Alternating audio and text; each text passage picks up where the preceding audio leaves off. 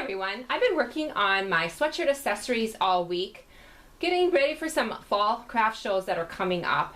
And I thought I would show you today how I make my sweatshirt scarves. They're just made out of the bands that I cut off the bottom of the bottom of the sweatshirts. And I'll show you the sweatshirt. First of all, these are the alternative brand sweatshirts, and I carry 4 different colors. I carry a red, I carry the navy, the light gray, and the dark, kind of a washed black color.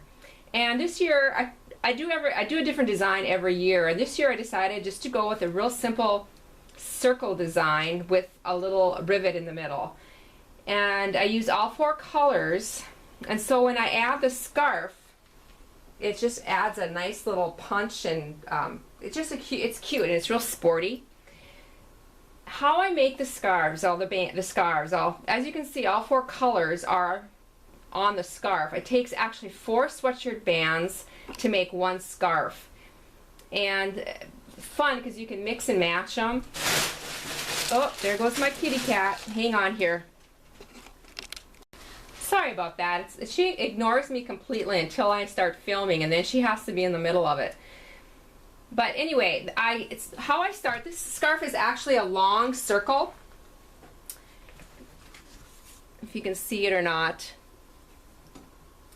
And I usually wear it doubled and just over the head. But another way that some of my customers have been wearing it is just over once and then with like a knot in the bottom of it. And so either way works. This particular sweatshirt is really soft, and the band also is not a whole lot of structure to it. It's really a soft, fun fabric. Probably one of the disadvantages to my scarves is that it takes 100 sweatshirts for me to get 25 scarves, and the scarves are really popular. So they're kind of a rarity. I mean, if I have them at a craft show, they're usually gone within the first couple hours, and then it just takes a long time for me to get enough bands to get more scarves made. But anyway, I'm just going to show you the simple way of how I make these. Nothing fancy. It's basically just a straight stitch. And so let's get started. Oh, too, I wanted to let you know that I also cut the cuffs off the bottom of my sleeves. And this is actually what I make with the cuffs. I turn them into fingerless mittens, and they have a little thumb hole. I live in Minnesota, so these are awesome for driving and pushing the shopping cart or all those. And actually I sew with them a lot in the winter too, because my sewing area is a little bit chilly. So yeah, this is what I make the cuffs. And again, 4 sets of cuffs for 1 pair of fingerless mittens. I've already sewn lengthwise the 4 different colors, and as you notice, this side ends up being kind of just not even.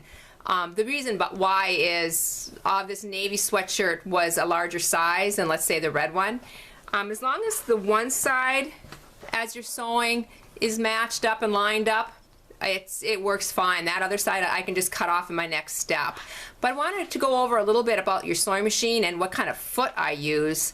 I do use the even feed dog's foot for sewing this fine knit. If you ever have a problem with your knits kind of rippling and kind of just not laying smooth after you're finished sewing them, it probably means that they're not feeding properly through your sewing machine, and this particular foot really helps that. A lot of the new sewing machines come with this even feed dog foot in your attachments. If not, you can also purchase them separately, and like I said, it really makes life a little bit easier when you're sewing on a fine knit. Also, the stitch length I do increase a little bit, so it's a little bit longer than a regular sewing. And I just basically use on this particular one, it's kind of a heathered look. I use just like a heathered gray thread, and it just seems to work just fine. So I'm going to show you the next step, and that's going to be to even out this one messy side. I'm lining my ruler alongside the red, that was my smallest or my shortest band, and I'm just going to be cutting this off, which I already did, so you can kind of see. So now I have an even scarf where the bands are all the same length. Now I'm going to just be folding this in half like this, and I'm just going to take my scissor and I'm just going to cut this in half. I'm not being super precise. I'm just going to kind of hold it and cut it. Flip it around here.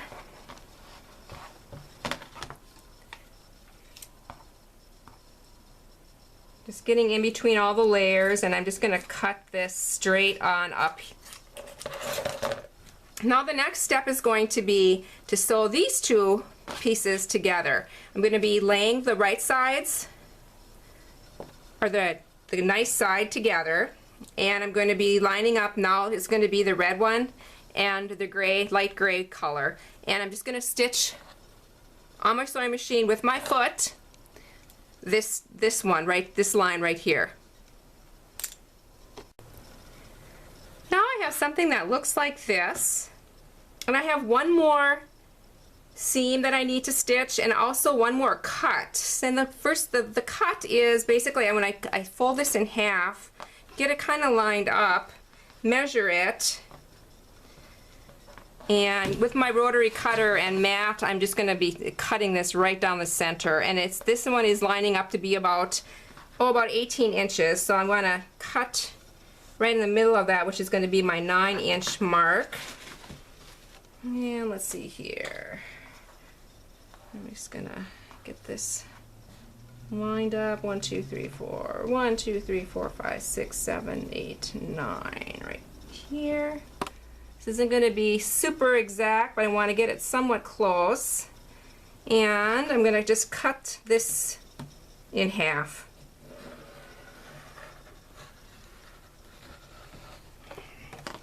Might need to help it along a little bit with my scissor, and it looks like I do. Okay, and then my last seam is going to be, again, I'm going to be putting the pretty sides together, lining up the gray and the red, and sewing again. And I'm just taking 1/4 inch seams for these. And I'll be right back for the next step. Now I have a long strip of stripes. And the back side of it is, of course, all my unfinished seams. And to kind of cover all that up, I sew this into a tube. And so I am going to be just sewing, just lining up the outer edge, and I'm going to be sewing all the way down this whole strip. And I'm going to show you just briefly how I'm going to be doing these seams. I usually have the top one go down and the back one go up. That way it's going to eliminate bulk. And then as I'm stitching, this is my foot feed is not going to get hooked in this. It's just going to glide right over the top. And it's just a little bit easier, just a nice hint. It's just a little bit easier to sew it that way. And so I'm going to go ahead and I'm going to sew this big long line, and I'll be back for the final step. To turn this long tube, I'm just going to take my fingers and I'm just going to get in there, and I'm just going to keep pulling this and kind of folding it onto each other all the way down. It doesn't take very long for just because it's such a wide tube, and the knit has enough give to it where it goes quite easily. It's all turned inside out. It lays real nice and flat. The seam is usually in the back. In the past, I have actually left them long like this, and to finish the bottom of it, I just kind of rolled this up and it made it look like a little cuff, which was really cute too. But I'm going to go ahead and I'm going to close it up so it's like an infinity scarf. And this is probably the trickiest part on this. It just takes a little bit of lining up, and then it's not too bad. I do line up the back seams And again, my right sides are together. And then I'm going to sew this all the way around until I get to the other side, and it's probably going to be, oh, maybe like 2 inches that I will not be able to sew. And I'm going to go through that. I'm going to try to set up the tripod by my sewing machine so you can actually see how I'm doing this. Okay, I have it kind of gathered up here by my sewing machine, and I do have my back seams together. Again, I have my right sides together, and I'm going to put a little pin right here on those seams, and I'm going to put these particular seams, I'm going to open them up, and then I place one more pin in here just to kind of hold it together until I get it underneath my sewing machine. And what I'm going to be doing is I'm actually going to be sewing kind of in the round, because this is a circle, and so, again, I won't be able to go all the way. There's going to be an opening in this, but I can get pretty close. So let's start here. Underneath my sewing machine,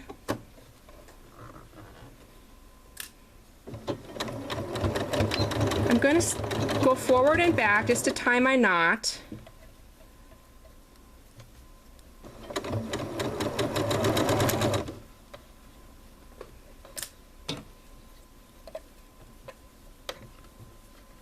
Just lining it up. This is a little bit fussy, but not too bad.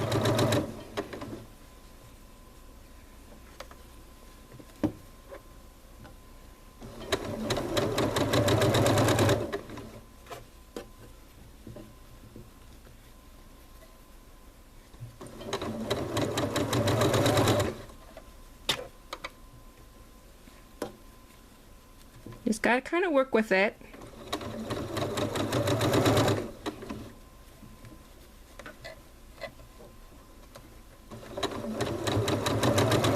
And I'm going to go back and forth a little bit here too. And that's about as close as I'm going to get. And I'll show you if I can flip this around. See, notice I still have a little bit of an opening there. And so I'm going to show you what I do for this final part. Okay, I have my scarf in a big long circle now, and there's still this little hole here. And so what I do, this is going to be the center back of the scarf, is I fold this in, keeping the back seam kind of in the middle, and I'm going to sew from about 2 inches on the gray all the way through to about 2 inches on the red. And what that's going to do is it's going to make a little bit of a narrower part up here, which is actually nice around your neck. And so that completely finishes it off. I don't have to worry about this little hole, and it makes a nice clean finish. And so that's my last step, and I'll be back to show you what it looks like all complete. Okay, I've got it all finished, and this is kind of how the back looks, just like a really little short seam back there that it just kind of folds in. And when I'm at craft shows, this is usually how I display it. I just roll it up and put a little bit of extra ribbing around, and they're just sit really cute on a shelf. I hope you've enjoyed this video, and remember, this is just a technique.